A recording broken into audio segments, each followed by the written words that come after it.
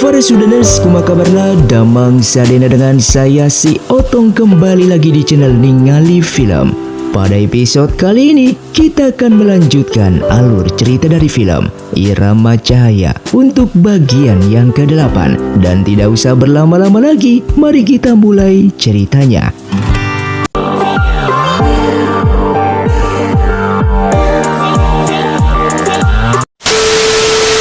Film pun dilanjutkan dengan diperlihatkannya Luo yang sedang menstabilkan kembali energi Lisao, dan dia ingin Lisao memanfaatkan energi Dewi Yaoling yang dimilikinya tersebut demi kedamaian ketiga alam.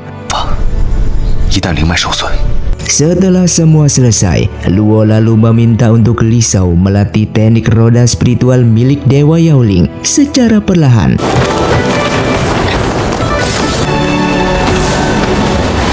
Singkatnya, pertemuan pun diadakan untuk membahas kerusakan monumen. Dan saat ini Luo merasa curiga kalau di kediaman mereka ada pengkhianat. Oleh karena itu, mereka harus menyelidikinya. Di sisi lain, Hena yang marah karena sudah mengetahui kalau Fujun yang sudah memberikan parfum bulan kepada Lisao yang hampir saja membuat Lisao mati. Dan pada akhirnya Fujun pun mengakui semua itu dengan alasan ia yang tidak suka kepada Lisao karena sudah menyakiti hati Hena yang merupakan kakaknya.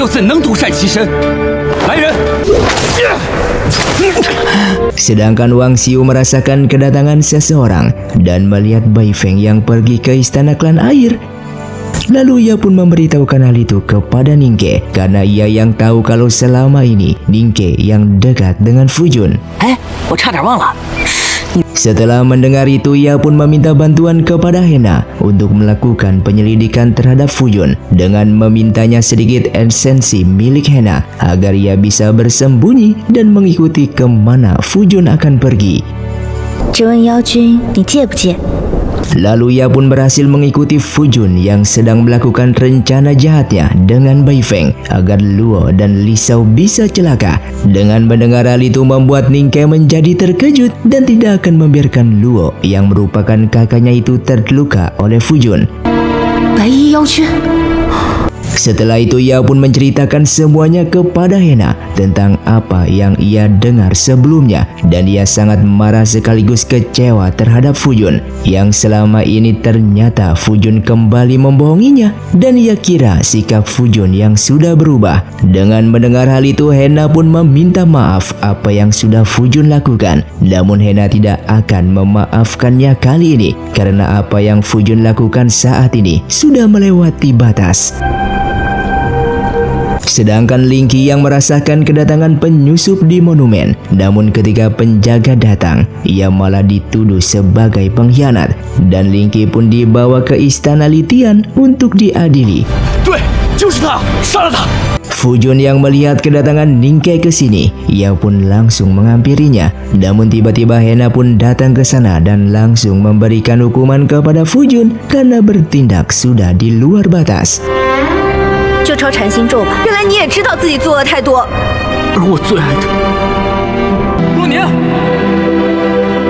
Terlihat Ningke yang bersedih dan meminta agar pohon suci memberitahukan bagaimana kekecewaan yang dulu Dewi Zui alami, yang ternyata di saat itu Raja Siluman dan Dewi Zui saling mencintai dan mereka juga sudah menikah saat itu.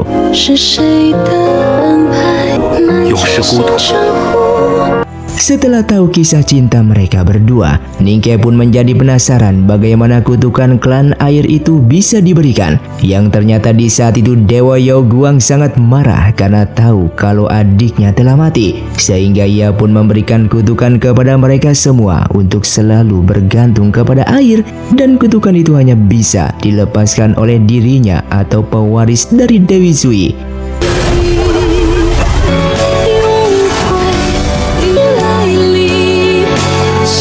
Saat ini Ningke pun akhirnya mengetahui kekecewaan yang Dewi Zui rasakan, dan saat ini ia sudah tahu cara untuk mencabut kutukan tersebut, yang dimana ia harus merasakan kekecewaan seperti Dewi Zui dan harus menjadi ratu siluman untuk melakukan itu. Ia pun bersedia untuk menjadi ratu klan siluman dan menikah dengan Hena yang merupakan raja siluman klan air saat ini, agar klan air bisa hidup bebas dan tidak tergantung terhadap air, walaupun hal ini bisa menyakiti perasaan Fujun. Sementara di klan dewa sedang diadakannya pertemuan untuk membahas Linky yang merupakan pengkhianat tersebut. Namun Luo memilih lebih percaya kepada Linky, dan begitu juga dengan Yurong yang mendukung pendapat itu, karena mereka berdua yang menganggap kalau Linky telah dijebak oleh pengkhianat tersebut. Setelah itu Luo pun menemui Ningke, dan di sini Ningke yang menceritakan tentang kekecewaannya terhadap Fujun yang masih ingin menghancurkan klan dewa karena klan air yang sudah diberikan kutukan selama ribuan tahun oleh dewa Yoguang saat itu.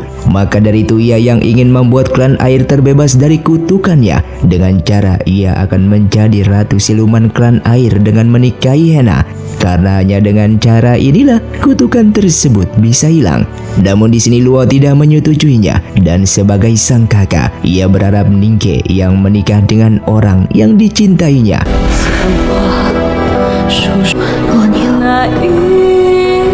Lisau lalu menanyakan pernikahan itu kepada Hena. Bagi Hena, orang yang ia cintai sudah memiliki pasangan yang baik, apalagi ia menanggung posisi sebagai raja siluman yang mengemban anggota klannya untuk mendambakan hidup di darat. Untuk itu, ia pun rela mengorbankan pernikahannya. Singkatnya, terlihat lamaran pun diantarkan ke istana Chonghua, namun Luo menolak lamaran itu. Lalu Hena pun berjanji kalau ia akan tulus memperistri Ningke, bahkan akan menjadikan Ningke satu-satunya wanita yang disukainya. Namun Luo ingin Ningke menikah dengan orang yang dicintainya. Bahkan ia pun tahu kalau Hena sebenarnya menyukai orang lain, dan ia tidak ingin dalam pernikahan adiknya itu ada sebuah rencana lain. Andaikan ada cara lain, Hena juga tidak ingin melakukan ini, sehingga ia meminta agar Luo menanyakan sendiri pendapatnya kepada Ningke. Singkatnya, setelah seharian memikirkannya, pada akhirnya Luo pun harus membuat keputusan yang sulit untuk menerima pernikahan tersebut. Oleh karena itu, ia pun meminta Hena untuk tidak mengecewakan Ningke nantinya.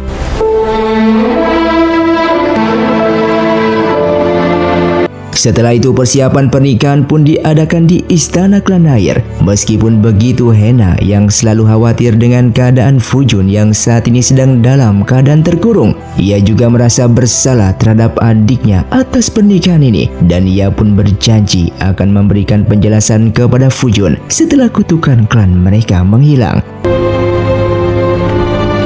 Sementara itu kabar tentang pernikahan Ningke sampai ke Dewa Wansu, yang ternyata pengkhianat klan dewa itu adalah dirinya. Mengetahui kabar itu, ia pun memerintahkan Bai Feng untuk menyusup ke klan air dan memberitahukan kabar pernikahan itu kepada Fujun. Setelah tiba di sana, Bai Feng pun langsung memberitahukan pernikahan yang akan Hena dan Ningke lakukan. Dan di sini Fujun pun tidak percaya tentang kabar itu, namun Bai Feng terus memprovokasinya. Dengan pedang yang dibawanya, Bai Feng pun mampu menghancurkan segel milik Hena, yang membuat Fujun terbebas dari sana dengan perasaan marah dan kecewa kepada sang kakak. Di saat itu Ningke sudah sampai di istana klan air, dan pernikahan juga akan segera dimulai. Terlihat Fujun yang pada akhirnya mendapatkan kekuatannya kembali. Ia pun sangat marah karena merasa dikhianati oleh Ningke dan Hena. Dengan waktu bersamaan di saat itu juga Bai Feng sudah mengacaukan di istana klan air. Tinggal selangkah lagi, Ningke yang resmi menjadi ratu siluman dan akan bisa sepenuhnya mengendalikan Zithar. Namun di sana terlihat Fujun yang sudah ada di acara pernikahan tersebut. Lalu tak lama kemudian, Hena pun mendapatkan kabar kalau Tai Lau sedang terluka, namun tidak ada yang tahu siapa pelakunya. Dengan kekuatannya, Hena pun menyadarkan kembali Tai Lau tersebut, dan dari sana Hena tahu kalau pelakunya adalah Fujun dan Bai Feng, sehingga ia baru menyadari kalau Ningke saat ini dalam bahaya. Wah, Noning. Luo yang mengetahui kabar itu pun marah kepada Hena, dan Hena juga tidak menyangka jika Fujun bisa keluar dari pembatasnya. Namun di sini ia yakin kalau Fujun tidak akan melukai Ningke kalau Ningke bisa menjelaskan dengan baik kepada Fujun. 我去把他们带回来，分头找吧，不能让他再错上加错。 Dengan bantuan Tai Lau, Hena pun bisa tahu lokasi di mana Fujun berada, dan Hena bertekad akan menyelesaikan kesalahpahaman ini. 即使误会， Yang ternyata saat ini Ningke berada di sebuah tempat yang dimana tempat ini sangat mirip dengan kamarnya Ningke. Namun di sini Ningke menyadari kalau tempat ini bukanlah kamarnya. Dengan meminum arak yang Fujun siapkan, Ningke pun langsung meminum arak tersebut, yang ternyata arak itu sudah dicampurkan air mata Phoenix oleh Fujun agar Ningke bisa lupa semua kenangan bersama Fujun. 所有情爱之人。 Sementara itu Hena mengikuti benda yang diberikan oleh Tai Lau dan menemukan tempat di mana Fujun berada. Namun semua itu ternyata jebakan yang sudah disiapkan oleh Fujun. Di kediaman dewa, terlihat Li Shao juga mencemaskan keadaan Ningke, dan sepertinya mereka berada di danau es, tempat di mana ziter penghancur tulang dulu ditemukan. Di sisi lain, Bai Feng yang menemui Fujun di sana dengan melaporkan jika ia yang sudah berhasil mengurung Dewa Wansu. Dan Fujun pada akhirnya datang bertemu. Di saat Fujun yang lengah, seketika Wansu pun memberikan aura jahat milik Dewa Yao Guang kepada Fujun, yang ternyata Bai Feng bersama Wansu ini sudah bekerja sama untuk mengendalikan Fujun melalui aura jahat tersebut.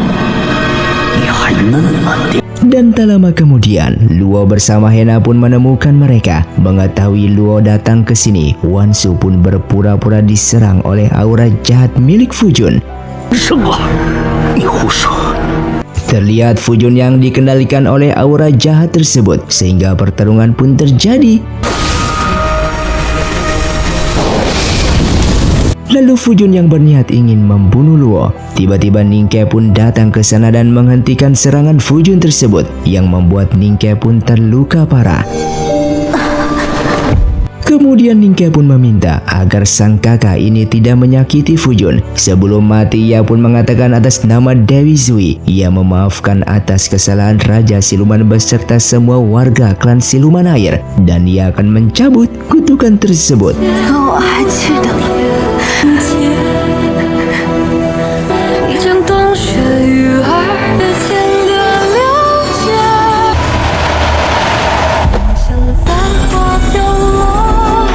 Yang pada akhirnya terlihat warga klan air pun bisa hidup di daratan dengan bebas. Singkatnya, Fujun yang merasa menyesal atas perbuatan sebelumnya, dan tiba-tiba Wansu pun datang ke sana dengan mengatakan kalau esensi Ningke ada di bawah monumen 4 musim. Oleh karena itu Fujun perlu membelah monumen tersebut. Kemudian Wansu pun menunjukkan siapa dirinya dan berniat untuk membantunya. Namun ia meminta agar Fujun tunduk kepada dirinya, dan bahkan ia memberikan Fujun kekuatan.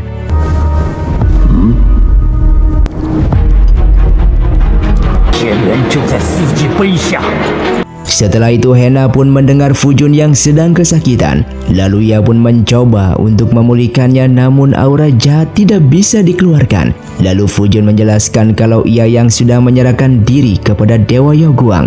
Oleh karena itu, ia bisa meminjam sedikit kekuatan dewanya. Ia melakukan semua ini demi menyelamatkan Ningke. Namun Hena mengingatkan lagi kalau Ningke sudah mati. Namun di sini Fujun masih belum menerima kenyataan itu. Oleh karena itulah, ia pun membutuhkan kekuatan milik Hena untuk bisa membelah monumen dan mendapatkan esensi milik Ningke.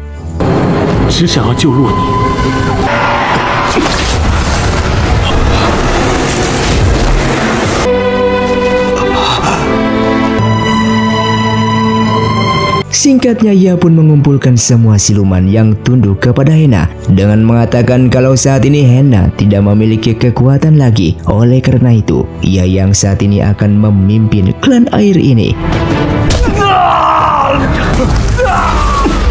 Setelah itu Hena yang terbangun dengan rambut putihnya karena ia yang saat ini tidak memiliki kekuatan elemen airnya dan ia berusaha untuk menghentikan Fujun namun ia tidak bisa keluar dari sana. Oleh karena itu ia pun mencoba bermeditasi agar kekuatannya itu kembali walaupun hanya sedikit saja. Kemudian Fujun pun meminta untuk Bai Feng tidak usah ikut ke kediaman dewa karena ia yang tak ingin Bai Feng menghalanginya untuk membunuh Luo nantinya, yang membuat Bai Feng kesal karena Fujun yang melanggar janji untuk tidak membunuh Luo karena ia yang masih memiliki perasaan cinta kepada Luo.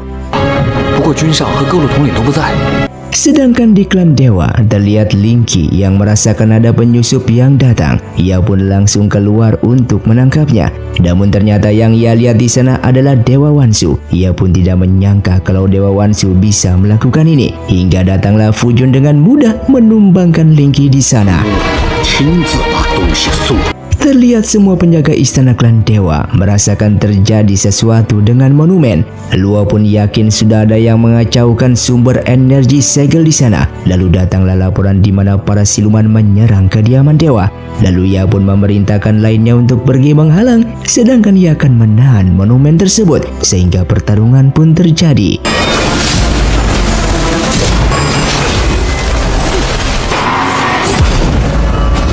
Di istana klan air, terlihat Li Shao yang mulai mencari keberadaan Hena. Dengan kekuatannya ia pun mencoba membuka pembatas itu namun gagal.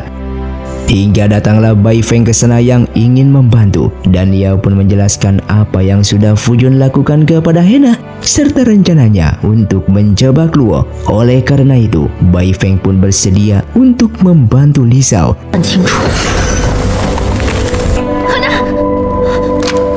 Kemudian akhirnya Fujun pun datang ke tempat Luo dan meminta agar Luo segera menyerahkan pedang bulannya. Di sini Luo mengira kalau tujuan Fujun membelah monumen demi menguasai ketiga alam. Namun ternyata Fujun hanyalah menginginkan esensi milik Ningke yang berada di bawah pohon monumen tersebut.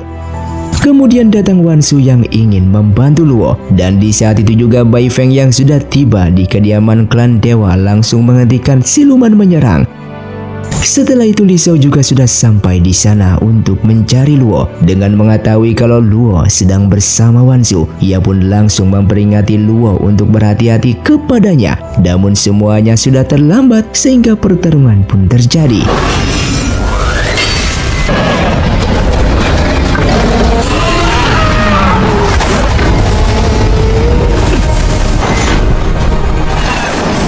Di dalam pertarungan itu, Fujun menyerang Luo dari belakang secara tiba-tiba dan kini Luo pun terkena racun seperti yang Ningke rasakan dulu.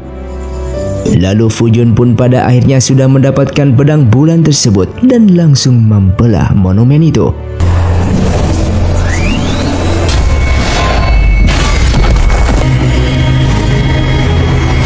Namun esensi Ningke yang tidak keluar dari menara, yang justru hanya jantung Dewa Yao Guang lah yang terbebaskan. Hingga datanglah Li Shao ke sana menghentikan aura jahat keluar dari monumen itu. Meski begitu mereka yang sudah terlambat karena Dewa Yao Guang sudah bebas.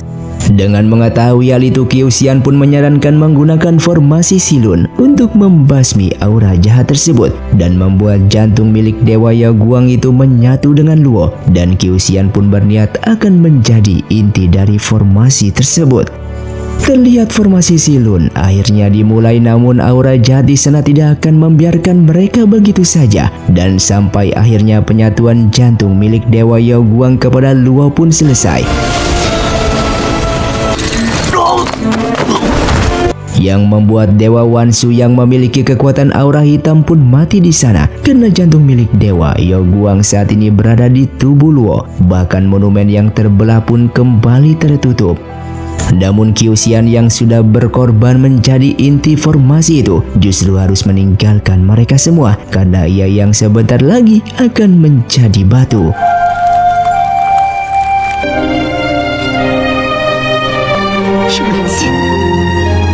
Setelah itu Fujun pun mempertanyakan kenapa esensi Ningke belum juga keluar dari monumen itu, dan Luo pun memberitahukannya kalau memang tidak ada esensi Ningke di sana. Di saat ia ingin membunuh Fujun, tiba-tiba mutiara milik Ningke pun menghalanginya, yang ternyata esensi milik Ningke berada di dalam mutiara itu, bahkan selama ini sudah bersama dengan Fujun.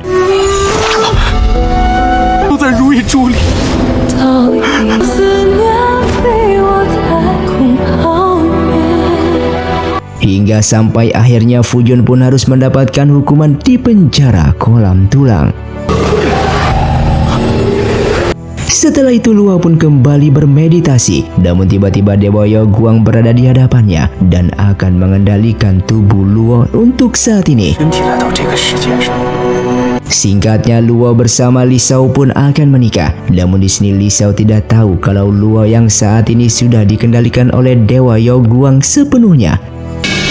刘少， Lalu Hena yang kekuatannya telah kembali, ia pun mendatangi acara pernikahan itu. Namun ia yang sudah tahu kalau Luo di hadapannya ini bukanlah Luo yang asli, melainkan Dewa Yaoguang, sehingga ia pun menyerangnya. Namun dalam pertarungan itu ia tidak mampu mengalahkan kekuatan lawannya.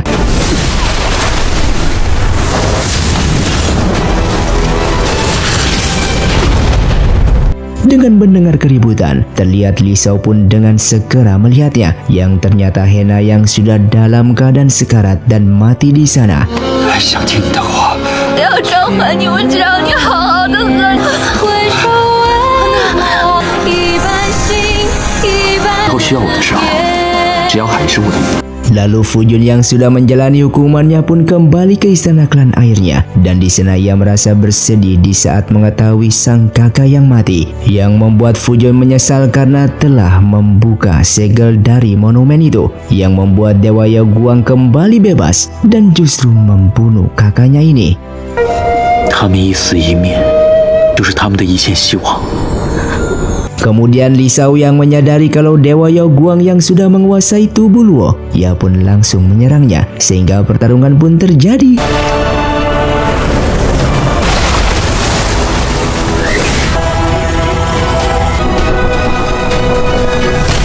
Namun di saat Li Shao menang dalam pertarungan itu, ia pun tidak ingin membunuh Dewa Yaoguang yang saat ini berada di dalam tubuh Luo tersebut, karena nantinya akan membunuh Luo juga.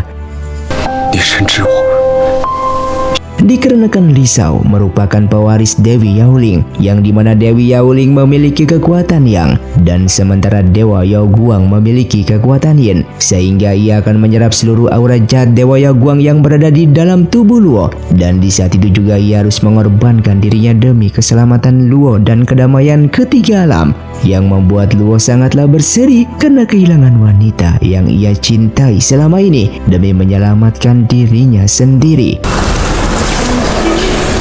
与药物丹药。 瞬间。不可以！了解一个前那天谁的话。